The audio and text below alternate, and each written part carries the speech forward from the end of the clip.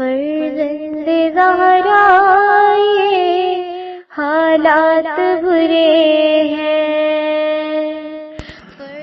کاشانۂ بصیرت ایک ایسا مکمل یوٹیوب چینل جس پر محروم بصارت کے لیے بالخصوص اور تمام افراد کے لیے بالعموم سینکڑوں کی تعداد میں اسلامی کتب دستیاب ہیں۔ لہذا گزارش ہے کہ آپ اپنی ذمہ داری نبھاتے ہوئے کاشانۂ بصیرت کو سبسکرائب کرنے کے ساتھ ساتھ بیل آئیکن کو پریس کیجیے تاکہ آپ علم کے حصول کے ساتھ ساتھ مذہب اہل بیت کی اشاعت میں بھی اہم کردار ادا کرتے رہیں۔ کاشانۂ بصیرت، کاشانۂ بصیرت، کاشانۂ بصیرت۔ فرزند زہرا یہ حالات برے ہیں۔ بسم اللہ الرحمن الرحیم۔ السلام علیکم سامعین، کاشانۂ بصیرت کا یوٹیوب چینل میں سیمی زوار ہم مل کر پڑھ رہے ہیں شرح نہج البلاغہ کلام امیر المومنین علی علیہ السلام، تالیف آیت اللہ ناصر مکارم شیرازی، ترجمہ زیر نگرانی مولانا سید شہنشاہ حسین نقوی، پیشکش باب العلم دارالتحقیق کراچی والیوم 7، اور ریڈنگ کا ہے یہ پارٹ نمبر 39۔ ہم خطبہ 193 کو اس نشست میں مکمل کرنے جا رہے ہیں۔ جیسا کہ آپ کو بتایا تھا کہ اس خطبے کو 5 حصوں میں تقسیم کیا گیا ہے، اور ہم نے 5واں حصہ آخری نشست میں یعنی اس سے پچھلی نشست میں پڑھنے کا آغاز کر دیا تھا۔ پانچویں جو حصہ ہے اس کی ہم نے شرح و تفسیر بھی آدھی پڑھ لی تھی، جو مزید رہتی ہے وہ ہم اس نشست میں پڑھیں گے اور اس کو مکمل کر لیں گے انشاءاللہ۔ آئیے باقاعدہ ریڈنگ کا آغاز کرتے ہیں۔ پیج 500 جہاں تک پڑھا تھا اس سے آگے چلتے ہیں۔ لکھا ہے اس کے بعد امام علیہ السلام فضیلت کے ان اوصاف میں سے 3 مزید اوصاف کی جانب اشارہ کرتے ہوئے فرماتے ہیں، انورٹڈ کاما کہ اگر کوئی اس سے عداوت رکھے تو اس کے خلاف بے جا زیادتی نہیں کرتا، اور وہ جس کا دوست ہو اس کی خاطر بھی کوئی گناہ نہیں کرتا، انورٹڈ کاما کلوز۔ ان 3 صفات کا سرچشمہ پرہیزگاروں کے اندر موجود حق اور عدالت خواہی کی روح ہے۔ عادل وہ ہے جو دشمن کو بھی اس کے حق سے محروم نہیں کرے، جیسا کہ قرآن مجید میں ارشاد ہوتا ہے، انورٹڈ کاما خبردار کسی قوم سے دشمنی تمہیں اس بات پر آمادہ نہ کرے کہ تم انصاف نہ کرو، انورٹڈ کاما کلوز۔ سورہ مائدہ میم الف حمزہ دال ہے، آیت نمبر 8۔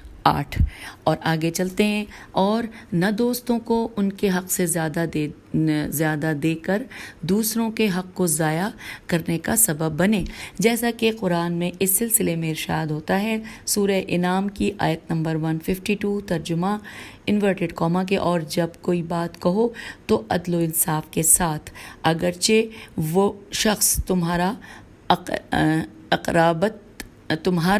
قرابت دار ہی کیوں نہ ہو۔ اس لائن کو دوبارہ پڑھتے ہیں، انورٹڈ کاما کے اور جب کوئی بات کہو تو عدل و انصاف کے ساتھ، اگرچہ وہ شخص تمہارا قرابت دار ہی کیوں نہ ہو، انورٹڈ کاما کلوز۔ سورہ انعام کی آیت نمبر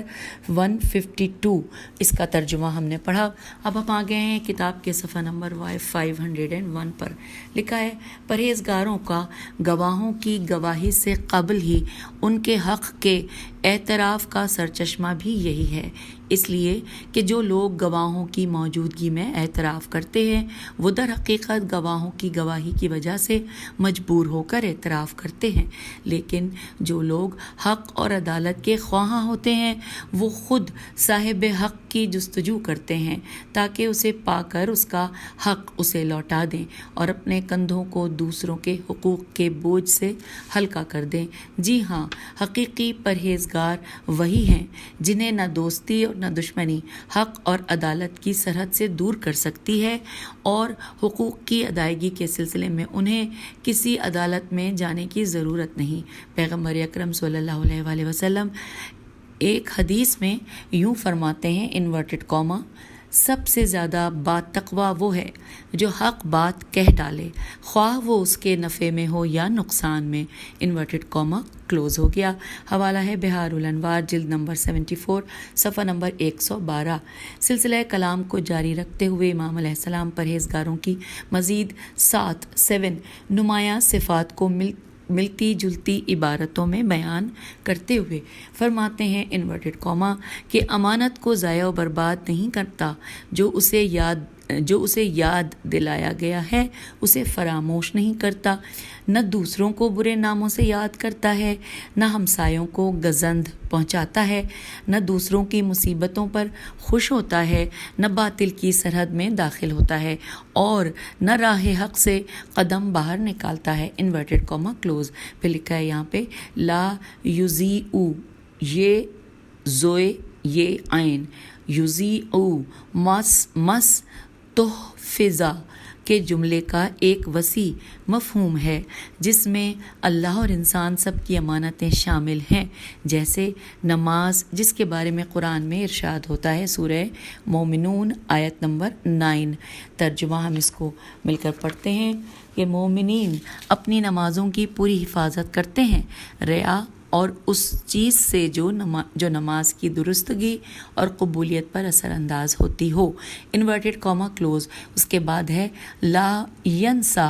ما ذکرہ کا جملہ ان تمام مفید یاد دہانیوں کی جانب اشارہ ہے جو خدا، اولیاء خدا اور حقیقی معلموں اور دوستوں کی جانب سے انہیں دی گئی ہیں۔ جی ہاں، وہ بھلکڑ نہیں ہیں جو ہدایت کے درس کو بھول جائیں اور اس کے پابند نہ رہیں، اور جب کبھی شیطانی وسوسے ان کے تعاقب میں آئیں تو فوراً خدا اور نصیحت کرنے والوں کی نصیحتوں کو یاد کرتے ہیں اور انہیں کھلا رستہ مل جاتا ہے۔ قرآن مجید میں ارشاد ہوتا ہے، ترجمہ انورٹڈ کاما سورہ اعراف آیت نمبر 201، کہ جو لوگ پرہیزگار ہیں جب انہیں کوئی شیطانی خیال چھو بھی جائے تو وہ چوکنے ہو جاتے ہیں اور یاد الہی میں لگ جاتے ہیں اور ان کی بصیرت تازہ ہو جاتی ہے۔ بریکٹ میں لکھا ہے کہ اور حقیقت حال کو دیکھنے لگتے ہیں، بریکٹ کلوز، انورٹڈ کاما بھی کلوز۔ پھر لکھا ہے جملے کا حصہ مولا کے کہ لا ینابذو بالالقابی کا جملہ اسی چیز کی جانب اشارہ ہے جس کے بارے میں قرآن مجید میں آیا ہے، جو کہ سورہ حجرات کی آیت نمبر 11، ترجمہ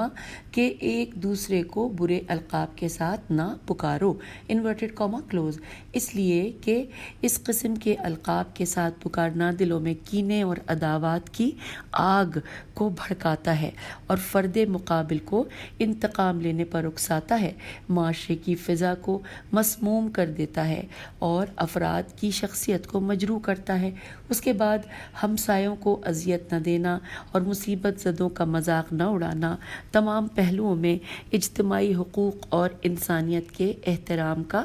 پاس رکھنے کی جانب اشارہ ہے، یہاں تک کہ امیر المومنین علیہ السلام کے ایک کلام میں ہم پڑھتے ہیں جو کہ نہج البلاغہ کے مکتوب 47 کا حصہ ہے، ترجمہ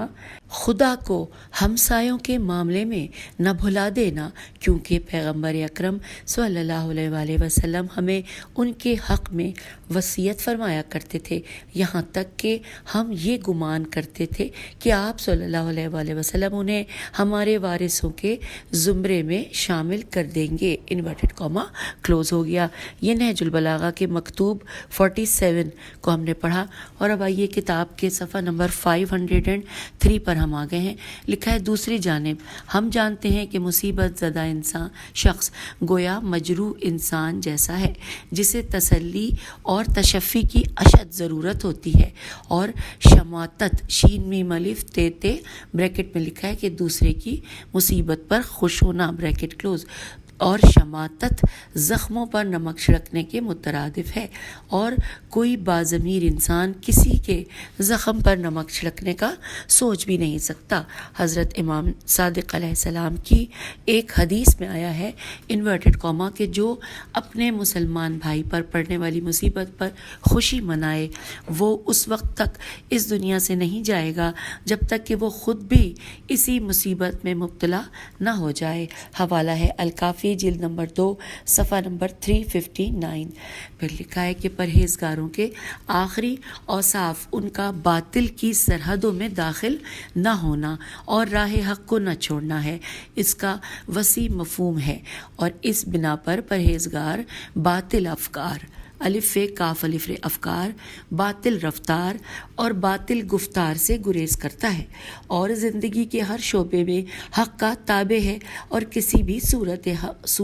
حق سے عدول نہیں کرتا، عین دال واو لام، عدول نہیں کرتا۔ اس کے بعد امام علیہ السلام اوصاف کے بیان کے سلسلے میں 3 مزید اوصاف کی جانب اشارہ کرتے ہوئے فرماتے ہیں انورٹڈ کاما کہ اگر چپ سادھ لیتا ہے تو اس خاموشی سے کہ اس کا دل نہیں بجھتا، اور اگر ہنستا ہے تو آواز بلند نہیں ہوتی، اگر اس پر زیادتی کی جائے تو سہ لیتا ہے تاکہ اللہ ہی اس کا انتقام لے۔ انورٹڈ کاما کلوز لکھا ہے پرہیزگار اپنی خاموشی سے مغموم نہیں ہوتے، میم غین ہے یہ، مغموم نہیں ہوتے، جبکہ بہت سے مواقع پر خاموشی افسردگی اور غم کا سبب ہے۔ اس کے بعد لکھا ہے کہ کیونکہ خاموشی زبان کی بہت سی آفتوں سے نجات کا باعث ہے، اس کے علاوہ دین و دنیا کے امور میں تفکر کرنے کا سبب بھی ہے۔ یہاں پر آگے لکھا ہے کہ پیغمبر اکرم صلی اللہ علیہ وآلہ وسلم کی ایک حدیث میں آیا ہے، انورٹڈ کاما ترجمہ کہ خوش قسمت ہے وہ جو اپنے مال میں سے زائد کو انفاق کرے اور زائد باتوں بریکٹ میں لکھا ہے فضول باتوں کو روک دے، انورٹڈ کاما کلوز۔ اور یہاں پر حوالہ ہے الکافی جلد نمبر 2 صفحہ نمبر 144۔ پھر لکھا ہے کہ پرہیزگار قہقہ نہیں لگاتے اس لیے کہ قہقہ لگانا مغرور ثروت مندوں اور لاؤبالی افراد کا شیوا ہے۔ آپ علیہ السلام کتاب غرر الحکم میں ایک حدیث میں فرماتے ہیں انورٹڈ کاما بہترین ہنسی مسکرانا ہے، انورٹڈ کاما کلوز۔ پھر لکھا ہے کہ ان یغیا علیہ، اس کے حوالے سے لکھا ہے کہ اس جانب اشارہ ہے کہ ممکن ہے کہ کبھی کسی شخص پر اس کے دوست، رشتہ دار اور یہاں تک کہ ممکن ہے کہ اس کے بھائی ستم کریں، اور اگر وہ انتقام پر اتر آئے تو دشمنی بڑھ جاتی ہے۔ پھر لکھا ہے کہ اور ہو سکتا ہے کہ خطرناک اور ناقابل تلافی نقصان سے دوچار ہونا پڑے۔ اگر ایسے مواقع پر انسان بردباری اور تحمل سے کام لے اور اپنے مقابل کا معاملہ خدا پر چھوڑ دے تو خود وہ بھی شیطان کے خطرناک وسوسوں سے آزاد ہو جائے اور معاشرے کا سکون بھی غارت ہونے سے محفوظ ہو جائے۔ لیکن واضح ہے کہ یہ باتیں خود سر اور بے رحم دشمن کے سلسلے میں نہیں ہیں، اس لیے کہ ان کے سامنے صبر اور خاموشی مزید ظلم اور سرکشی کا سبب ہے۔ اس کے بعد امام علیہ السلام پرہیزگاروں کے 4 مزید نمایاں اوصاف کی جانب اشارہ فرما رہے ہیں جو ایک دوسرے کی تکمیل کرتے ہیں۔ آپ علیہ السلام فرماتے ہیں انورٹڈ کاما کہ اس کا نفس اس کے ہاتھوں مشقت میں مبتلا ہے اور دوسرے لوگ اس سے امن و راحت میں ہیں، انورٹڈ کاما کلوز۔ یہ اس جانب اشارہ ہے کہ وہ دوسروں کو بے سکونی اور پریشانی کو دور کرنے کی خاطر مشکلات کو قبول کر لیتے ہیں۔ مثلا جب کبھی معاشرے میں کوئی مسئلہ سر اٹھائے وہ اس کے حل کی خاطر خود کو زحمت میں ڈالتے ہیں تاکہ دوسرے راحت و سکون میں ہوں، اور یہ ایک طرح کا ایثار ہے کہ انسان خدا کے بندوں کی راحت کی خاطر اجتماعی مشکلات کو برداشت کرے۔ نہج البلاغہ کے بعض شارحین نے تیسرے اور چوتھے جملے ات ابا نفسہ کو گزشتہ 2 جملوں کے لیے دلیل قرار دیا ہے، یعنی اگر اس پرہیزگار کا نفس خود اسی کی جانب سے زحمت میں ہے تو اس کا سبب یہ ہے کہ وہ ہمیشہ آخرت کے ٹھکانے کو تیار کرنے کی کوشش میں ہے، اور اگر لوگوں کو اس کی جانب سے سکون و راحت ہے تو یہ اس وجہ سے ہے کہ اس نے اس کام میں مصمم ارادہ کر رکھا ہے۔ یہ امکان بھی موجود ہے کہ ان 2 جملوں میں کوئی دوسرا مسئلہ پیش نظر ہو، پہلے والے 2 جملے مادی امور کی جانب اشارہ ہوں اور یہ 2 جملے معنوی امور کی جانب۔ آئیے آگے چلتے ہیں۔ لکھا ہے امیر المومنین علی علیہ السلام فرماتے ہیں ترجمہ کہ عاقل وہ ہے جو اپنی اقامت گاہ کو آباد کرے، انورٹڈ کاما کلوز۔ کتاب کا حوالہ ہے غرر الحکم۔ ہم اب اس کتاب کے پیج نمبر 505 پر آ گئے ہیں۔ پھر لکھا ہے قرآن مجید میں صراحت کے ساتھ ارشاد ہوتا ہے، ترجمہ، اور مستقل قیام گاہ تو آخرت ہی ہے، انورٹڈ کاما کلوز، سورہ غافر آیت نمبر 39 کا ہم نے ترجمہ پڑھا۔ آخر کار امام علی مقام علیہ السلام 4 دوسری نمایاں صفات کے ذکر کے ساتھ پرہیزگاروں کی صفات کے بیان کا خاتمہ فرماتے ہیں۔ بریکٹ میں لکھا ہے کہ اگر حمام کے ساتھ پیش آنے والا حادثہ رونما نہ ہوتا تو امام علیہ السلام اس سلسلے میں مزید نمایاں مطالب بیان فرماتے، بریکٹ کلوز۔ آپ علیہ السلام فرماتے ہیں کہ اس نے آخرت کی خاطر اپنے نفس کو زحمت میں اور خلق خدا کو اپنے نفس کے شر سے راحت میں رکھا ہے۔ جس سے دوری اختیار کرتا ہے تو یہ زہد و پاکیزگی کے لیے ہوتی ہے، اور جن سے قریب ہوتا ہے تو یہ خوش خلقی اور رحم دلی کی بنا پر ہے۔ نہ اس کی دوری غرور و کبر کی وجہ سے ہے اور نہ اس کا میل جول کسی مکروہ فریب کی بنا پر ہے، انورٹڈ کاما کلوز۔ پھر لکھا ہے امام علیہ السلام ان اوصاف میں ایک اہم نقطے کی جانب اشارہ کرتے ہیں، اور وہ یہ ہے کہ اجتماعی تعلقات، دوستیوں، دشمنیوں، تعلقات قائم کرنے یا ختم کرنے میں، جو کہ معاشرے کے افراد کے باہمی معاملات کے سلسلے میں ناقابل گریز ہیں، پرہیزگاروں کے پیش نظر مقدس اہداف ہوا کرتے ہیں۔ اگر وہ کسی سے فاصلے بڑھاتے ہیں تو اس کی وجہ یا تو اس میں موجود برائی ہے یا اس لیے ہے کہ اس سے قربت بڑھانے کی صورت وہ دنیا کی چمک دمک میں پھنس جائیں گے۔ ان پرہیزگاروں کا لوگوں کے ساتھ میل جول رکھنا جاہل کی رہنمائی یا غافل کی تنبیہ یا کسی ضعیف اور درد مند کی مدد کی خاطر ہوتا ہے۔ اس کے برعکس دنیا پرستوں کی لوگوں سے پہلو تہی کی وجہ ان کا تکبر ہے، اور ان کا لوگوں سے میل بڑھانا مادی فوائد کے حصول اور لوگوں کو فریب دینے کی خاطر ہوتا ہے۔ اور اب اگلی ہیڈنگ آ گئی ہے کہ دہلا دینے والے خطبے کو سننے کے بعد حمام پر کیا بیتی، ہے میم الف میم میم پر تشدید ہے۔ لکھا ہے نہج البلاغہ میں اس خطبے کے ذیل میں آیا ہے کہ اس خطبے کا راوی کہتا ہے کہ جب امیر المومنین کی گفتگو یہاں تک پہنچی تو حمام نے چیخ ماری، وہ مدہوش ہو گیا اور اس نے اپنی جان دے دی۔ اس وقت امیر المومنین علیہ السلام نے فرمایا، انورٹڈ کاما، کہ خدا کی قسم مجھے اسی بات کا ڈر تھا۔ اور پھر آپ علیہ السلام نے فرمایا کہ واضح نصیحتیں اہل نصیحت پر اسی طرح اثر کرتی ہیں، انورٹڈ کاما یہاں پر کلوز ہوا۔ اس مقام پر کسی نے امام علیہ السلام سے عرض کی کہ اس طرح کے مواعظ میم واو الف عین زوئے آپ پر اس طرح سے اثر نہیں کرتے، انورٹڈ کاما کلوز۔ یہاں پہ جملہ پھر پڑھتے ہیں، انورٹڈ کاما میں ہے کہ اس طرح کے مواعظ آپ پر اس طرح سے اثر نہیں کرتے۔ پھر لکھا امام علیہ السلام نے اس کے جواب میں فرمایا کہ وائے ہو تم پر، بلا شبہ موت کے لیے ایک وقت مقرر ہوتا ہے کہ وہ اس سے آگے بڑھ ہی نہیں سکتا، انورٹڈ کاما کلوز۔ اس کے بعد آپ علیہ السلام نے فرمایا، انورٹڈ کاما، کہ ایسی یعنی کہ بے معنی گفتگو سے جو شیطان نے تمہاری زبان پر جاری کی ہے باز آؤ، اور ایسی بات پھر زبان پر نہ لانا، انورٹڈ کاما کلوز۔ پھر لکھا ہے ایک سوال یہ ہے کہ یہاں 2 سوال پیش آتے ہیں، حمام کے ساتھ یہ حادثہ کیوں پیش آیا، اور امام علیہ السلام کے ساتھ جو کہ اس کلام کے خالق ہیں یہ حادثہ کیوں پیش نہیں آیا۔ یہاں پر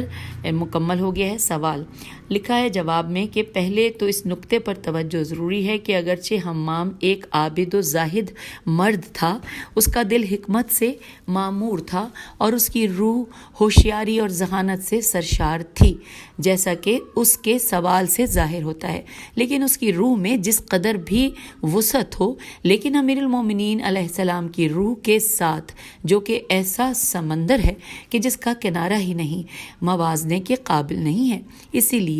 حمام کے دل میں ان تمام مواعظ کے دباؤ کو برداشت کرنے کی توانائی نہ تھی، کیونکہ سمندر کو کسی چھوٹے سے حوض میں گرایا نہیں جا سکتا۔ اس بنا پر حمام کا چیخ مار کر اپنی جان دینا کوئی تعجب کی بات نہیں ہے۔ قرآن مجید میں حضرت موسیٰ علیہ السلام بنی اسرائیل اور پہاڑ پر نور الہی کی تجلی کی داستان میں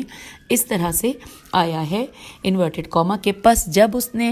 ان کے پروردگار نے پہاڑ پر اپنی تجلی ڈالی تو اسے ریزہ ریزہ کر دیا اور موسیٰ علیہ السلام غش کھا کر گر گئے، انورٹڈ کاما کلوز، سورہ اعراف آیت نمبر 143۔ ساتھ ہی یہ بھی لکھا ہے کہ نہ فقط حضرت موسیٰ علیہ السلام اس تجلی کے سامنے ٹھہر سکے بلکہ وہ عظیم پہاڑ بھی ریزہ ریزہ ہو گیا۔ جی ہاں، ایسے مواعظ جو دل کی گہرائیوں سے نکلیں وہ دلوں پر ایسا ہی اثر کرتے ہیں، اور اہم بات یہ ہے کہ انسان مؤثر مواعظ کا اہل بنے، وگرنہ پتھر دل اور گناہ گار انسان جو کہ شیطان کے جال میں پھنسے ہوئے ہیں، ان کے پاس نہ سننے والے کان ہیں اور نہ قلب مطمئن۔ بالفاظ دیگر، حمام اگرچہ بلند پایا متقی تھے لیکن حمام امیر المومنین علیہ السلام کے بیان کردہ صفات کو بدرجہ کمال و اتم اپنے اندر نہیں پاتے تھے، اس لیے حسرت کی ایک آگ سی ان کے وجود میں بھڑکی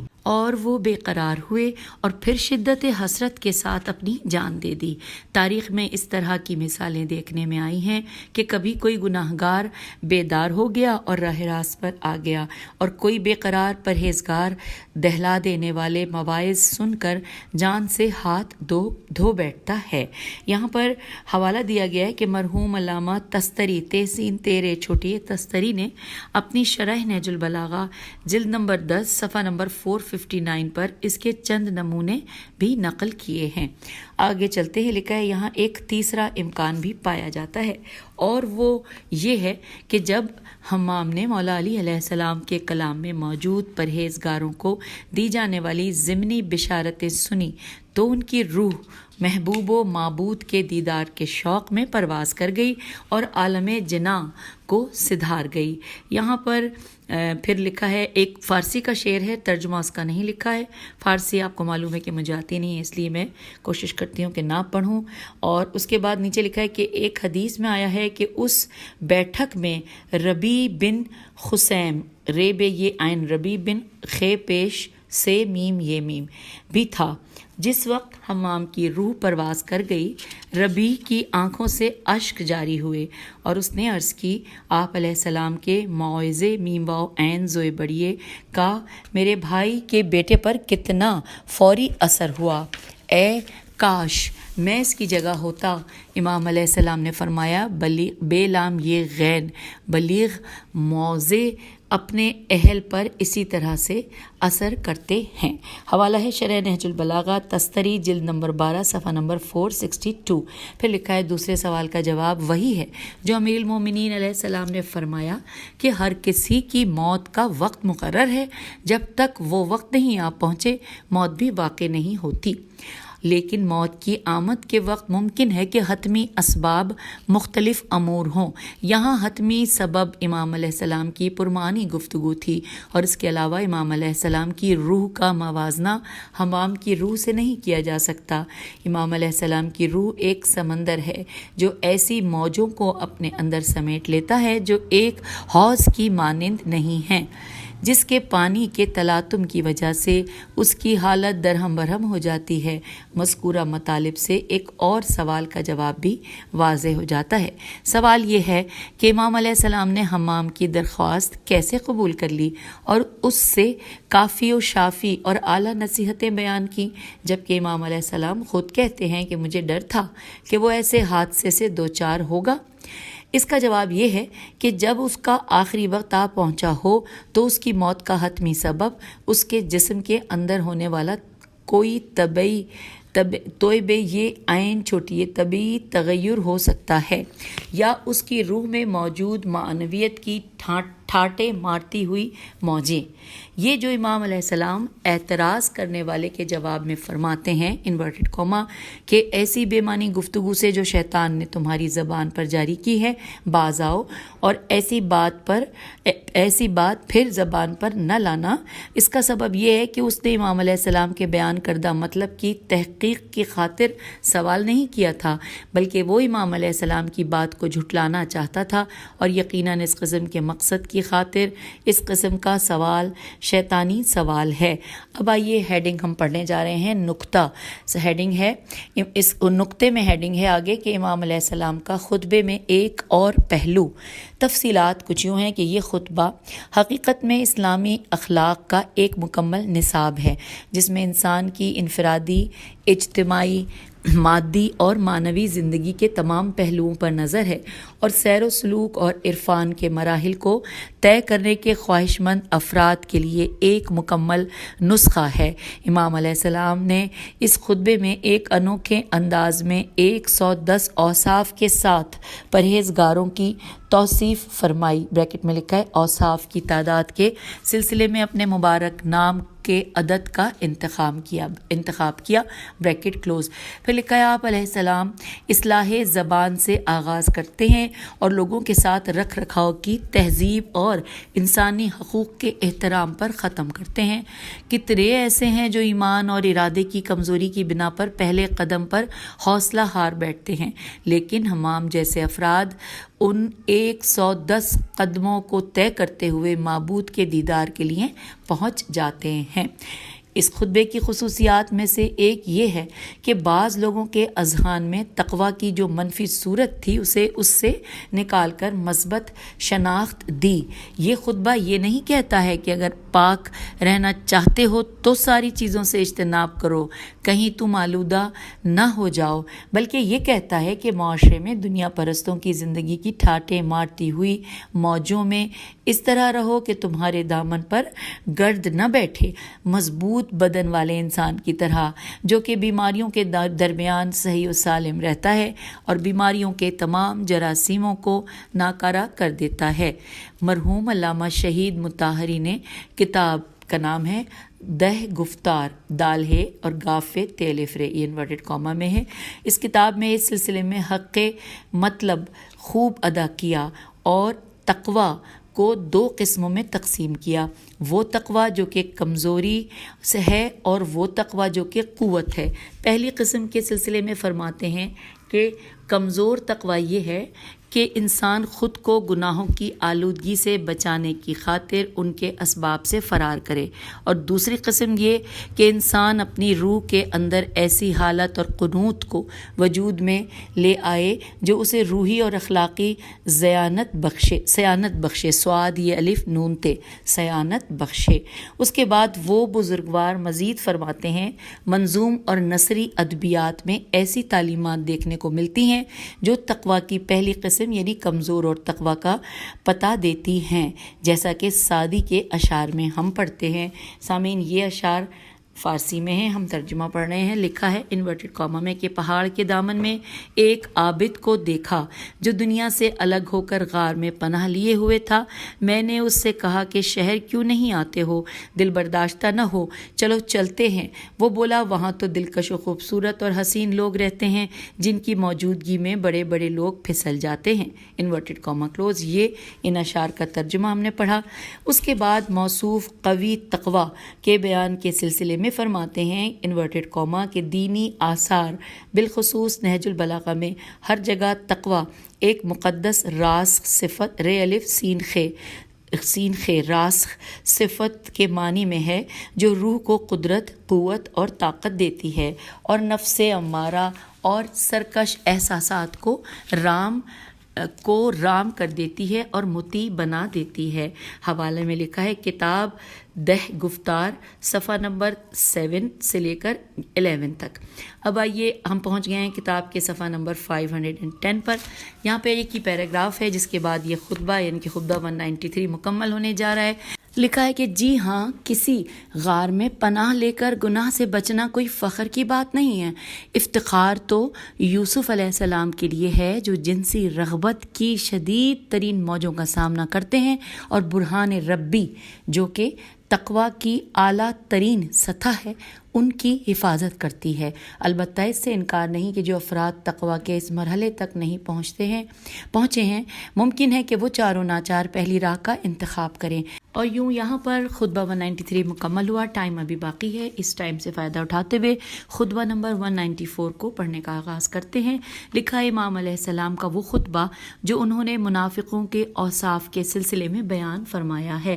آئیے سب سے پہلے خطبے کی سند کے حوالے سے جانتے ہیں. لکھا ہے کتاب مصادر نہج البلاغہ میں اس خطبے کے مرحوم سید رضی کے علاوہ دوسروں سے بھی صدور کو سواد دال واورے کو ثابت کرنے کے لیے 2 ماخذوں کی جانب اشارہ کیا گیا ہے. پہلا یہ کہ میر یحییٰ علوی نے کتاب تراز توئر الف ز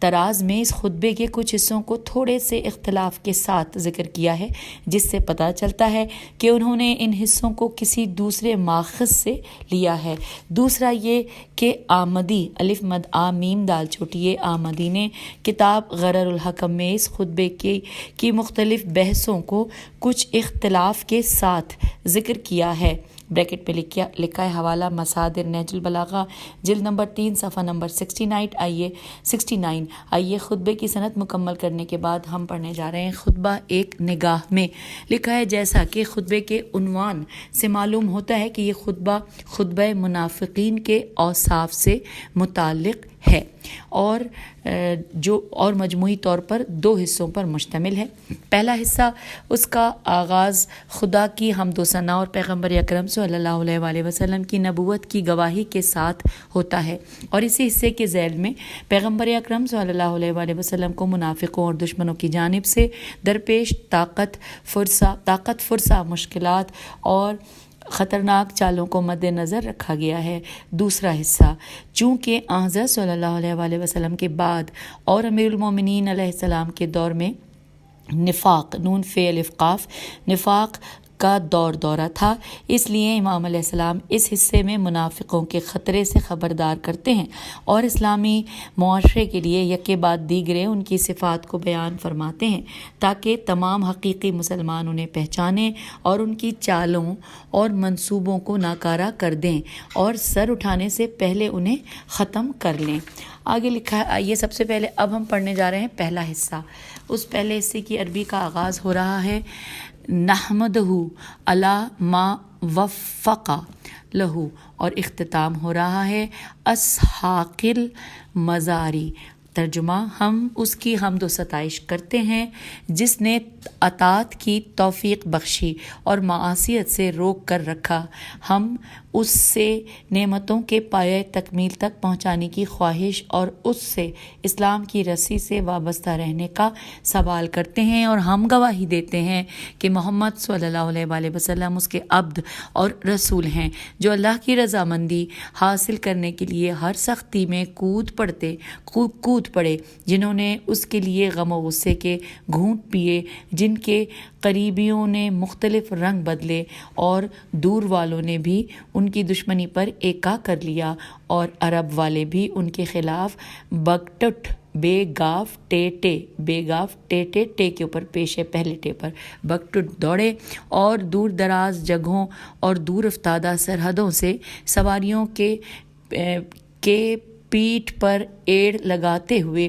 آپ سے لڑنے کے لیے جمع ہو گئے، اور عداوتوں کے پشتارے پے شین تے الف رے بڑی ہے، یہ بریکٹ میں لفظ ہے، عداوتوں کے پشتارے آپ کے صحن میں لا اتارے. یہاں پر پہلے حصے کا ترجمہ مکمل ہوا اور شرح و تفسیر کا بھی کچھ حصہ پڑھ لیتے ہیں 1-2 منٹ میں. سب سے پہلے ہیڈنگ یہاں پر ہے رسالت کی عظیم مشکلات. لکھا ہے دوسرے خطبوں کی مانند امام علیہ السلام اس خطبے کا آغاز بھی خدا کی حمد و ثنا اور پیغمبر اکرم صلی اللہ علیہ وآلہ وسلم کی رسالت کی گواہی سے کرتے ہیں، اور آپ علیہ السلام یہاں حمد و ثنا کو دعا کے قالب میں ڈھالتے ہوئے فرماتے ہیں کہ ہم اس کی حمد و ستائش کرتے ہیں جس نے اطاعت کی توفیق بخشی اور معصیت سے روک کر رکھا. ہم اس سے نعمتوں کے پایۂ تکمیل تک پہنچانے کی خواہش اور اس سے اسلام کی رسی سے وابستہ رہنے کا سوال کرتے ہیں انورٹڈ کاما کلوز. چونکہ اطاعت اور ترک معصیت کی توفیق انسان کے لیے افتخار کا باعث ہے، امام علیہ السلام مذکورہ جملوں میں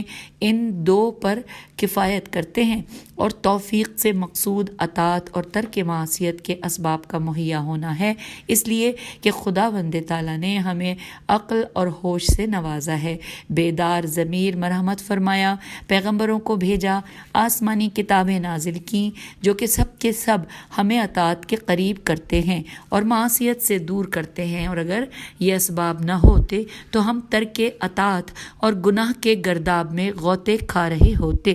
اس بنا پر خداوند تعالیٰ اس لائق ہے کہ ہم اتنی بڑی نعمتوں پر اس کا شکر بجا لائیں۔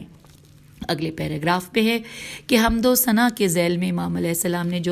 جو دعائیں مانگیں ان میں سے ایک تکمیل نعمت سے متعلق ہے اور دوسری اللہ کی رسی کو مضبوطی سے تھامے رکھنے کی توفیق سے متعلق ہے، جس سے مقصود یا تو الہی دین اور آئین ہے، جیسا کہ وَاعْتَصِمُوا بِحَبْلِ اللَّهِ جَمِيعًا وَلَا تَفَرَّقُوا کی آیت سے استفادہ ہوتا ہے۔ یہ آیت سورہ آل عمران کی آیت نمبر 103 ہے، اور اس کے بعد لکھا ہے کہ اس آیت سے استفادہ ہوتا ہے یا مقصود قرآن مجید ہے، جیسا کہ حدیث ثقلین ہے کہ جو کہ یہاں پر حدیث ثقلین ہے، وہ حوالہ پہلے لکھا ہوا ہے یہاں کہ مجمع البیان سورہ آل عمران کی آیت نمبر 103 کے ذیل میں اس حدیث کو ابو سعید خدری نے پیغمبر اکرم صلی اللہ علیہ وآلہ وسلم سے نقل کیا ہے۔ اب یہاں پہ اس حدیث کے حوالے سے لکھا ہے، ترجمہ یہاں پہ اس کا نہیں ہے، لکھا ہے کتاب اللہ حبل ممدود من السماء الی الارض، سے ظاہر ہوتا ہے کہ یا مقصود دونوں ہی ہیں، اس لیے کہ ان میں کوئی فرق نہیں۔ یقیناً اگر یہ الہی توفیق ہمارے شامل حال ہو جائے کہ ہمارے حق میں اس کی نعمتیں کامل ہو جائیں اور اللہ کی رسی سے ہمارا تمسک قوی ہو جائے تو ہم خوش قسمت ترین انسان ہوں گے۔ نہج البلاغہ کے بعض شارحین نے ایک اشکال پیش کیا ہے کہ امام علیہ السلام کیسے اتمام نعمت کا تقاضا فرما رہے ہیں، جبکہ قرآن مجید کی آیت جو کہ سورہ ابراہیم کی آیت نمبر 34 ہے کہ وَإِن تَعُدُّوا نِعْمَتَ اللَّهِ لَا تَحْصُوهَا کے مطابق اللہ کی نعمتیں ان گنت ہیں اور ان کی کوئی حد نہیں ہے۔ یہاں پہ سوالیہ نشان ہے، اس کو پھر یوں پڑھتے ہیں کہ اس کے مطابق اللہ کی نعمتیں ان گنت ہیں اور ان کی کوئی حد نہیں ہے، لیکن اس بات پر توجہ رہے کہ نعمت کی تکمیل اور اتمام کے